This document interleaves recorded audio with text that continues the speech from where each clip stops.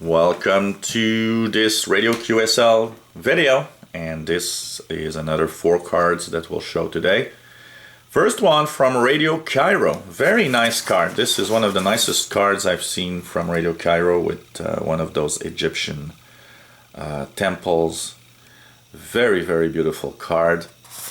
And this is for a report of... Thank you for your reception report to North America at 0200 UT 9475, July 19th. July 19th. There's no year, so I'm not sure of the year, but this is probably, here on my little stamp I put 1992. So probably is 1992 or early 90s. And this is one of the series. They had their cards had different series. So every year they would have an issue, different series and cards. So they did kind of encourage you to send them reception report. Then we have from South Korea, which is today KBS World Radio. But back then it was called Radio Korea International. A nice little card here. And this is for a report that was sent 2300 hours, 15575 kilohertz. And there's no year to this. Don't know what, but it does say 1992 on the bottom here. So early 90s. And this is a nice little Radio Korea card. They still QSL, and so if you are trying to QSL, this is one of the great stations that you can send a report to if you hear them on the air. They still have very beautiful QSL cards. And here, a nice little, this one is a good card. This is Radio Orion. Radio Orion is a very local South African station. And Robin Alexander, and this is for a report that was dated here. It says, "Dear friend, thank you for reception report of our Radio Orion broadcast on 22 September 92 from 0152 to 0224 on 3320 kilohertz. Man, I didn't have a lot of noise back then on that frequency band. I could hear all those little weak stations far away." So this is one of the great cards and from South Africa. These are very priced cards because these stations were hard to receive, and I was so happy.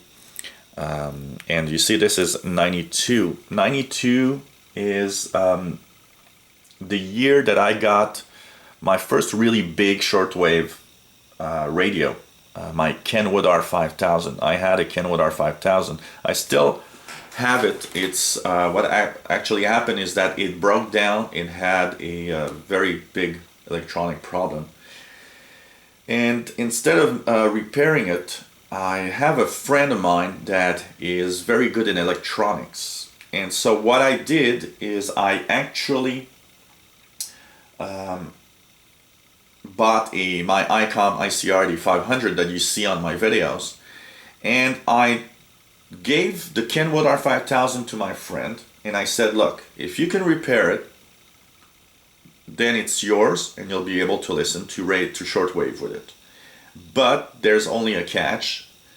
The catch is that if he doesn't want it anymore someday, he cannot sell it. The only thing he can do is give it back to me. That's the only thing. So basically, if one day he wants to depart from the radio, then he can give it back to me. And I think that's a good deal. He's got a really good radio, a free radio, and actually I moved along to the ICOM. And finally, last card. This is also a very interesting card. This is Radio St. Helena, and look at the weird frequency, 11092.5 kilohertz, and that was an upper sideband actually. Radio St. Helena. St. Helena is an island in the South Atlantic Ocean off the coast of Africa. And Radio St. Helena is basically a medium wave station on the island. And what they would do is that for many years they had what was called Radio St. Helena Day, and they would use a utility station antenna and transmitter and broadcast once a year on 11092.5 in upper sideband.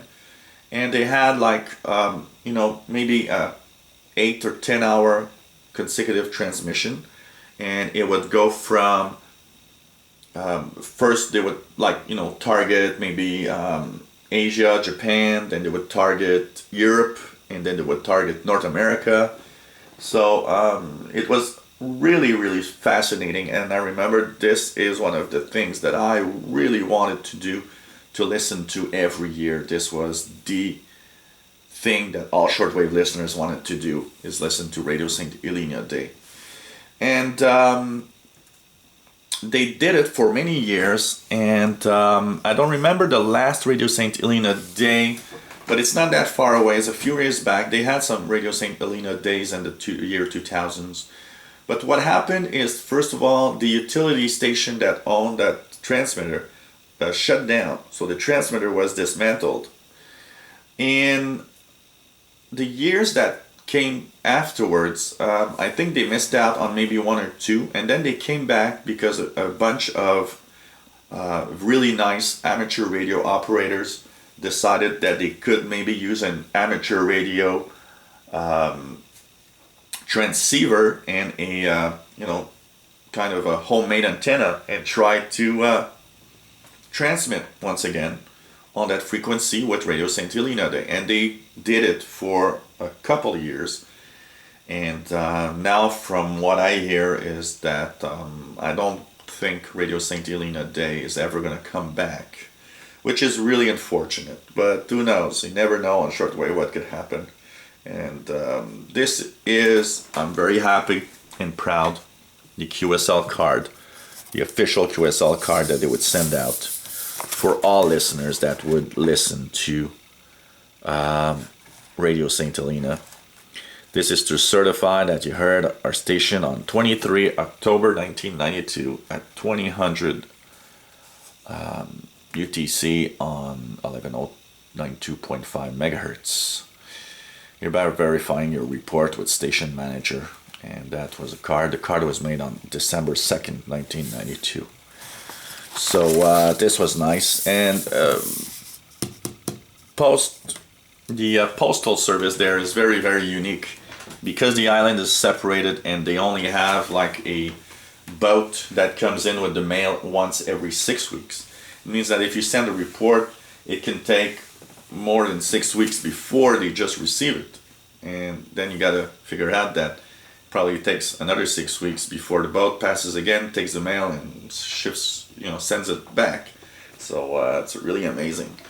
So these are really cool cards, this Radio Orion and this Radio St. Helena. Great fond memories.